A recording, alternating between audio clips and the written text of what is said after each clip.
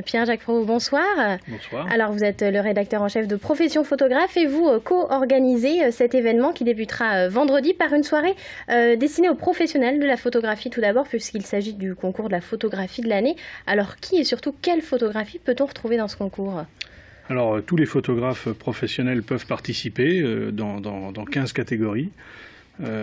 Et donc on va retrouver vendredi soir les finalistes, 3 par catégorie, et on révélera le nom des lauréats durant la soirée.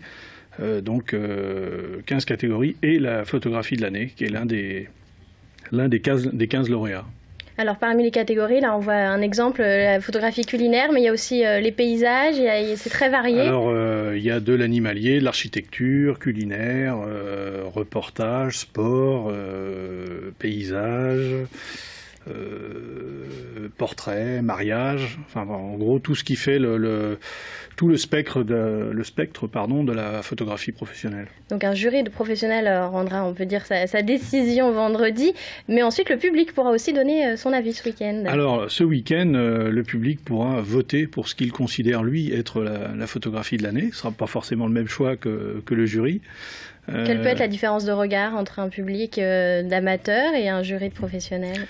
Je ne sais pas. En tout cas, l'an dernier, il y avait très peu de différence, puisque la photographie qui avait gagné, c'était celle de Corentin Follen, et juste derrière était arrivée la photographie animalière de... j'ai oublié son nom, enfin c'était la catégorie animalière... Vincent Munier, voilà, ça me revient. Et le public, lui, avait voté inverse. C'était Vincent Munier qui avait gagné et Corentin Follen qui était derrière. La photo animalière, donc, qui avait remporté. Voilà, peut-être ce sont ce genre de photos qui plaisent un peu plus au public.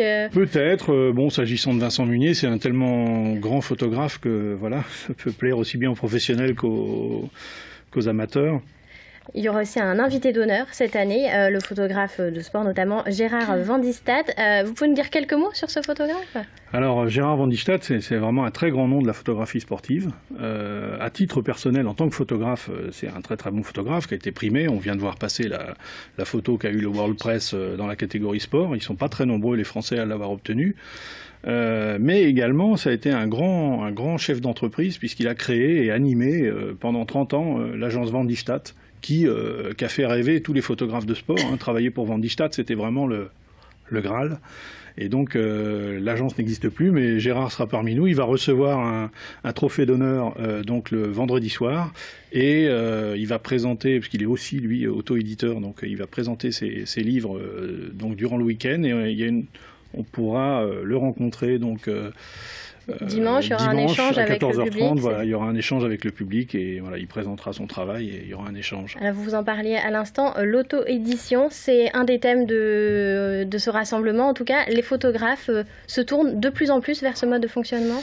Voilà, alors c'est l'auto-édition en photographie, c'est vraiment un phénomène qui se développe de plus en plus, notamment depuis que grâce à des sites comme KissKissBankBank ou Ulule, qui sont les plus connus, on peut plus facilement financer. La souscription, c'est un phénomène qui existe depuis longtemps, mais grâce à ces plateformes Internet, c'est devenu plus facile. Donc beaucoup de photographes qui n'arrivent pas à être édités par les grands éditeurs ou qui parfois, par choix économique, veulent gagner plus d'argent que ce que leur donnent les éditeurs, donc montent le projet eux-mêmes. Ils sont de plus en plus nombreux. En photographie, c'est vraiment un phénomène important. Et donc nous, l'an dernier, on a voulu accorder un peu une place à ce phénomène. Donc on avait organisé le premier salon de l'auto-édition. Et donc là, ça sera le deuxième ce voilà. week-end.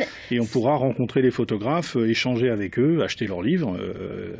Samedi et dimanche pour le public et vendredi, la soirée réservée aux professionnels. Merci beaucoup d'être venu sur notre plateau. Merci à vous.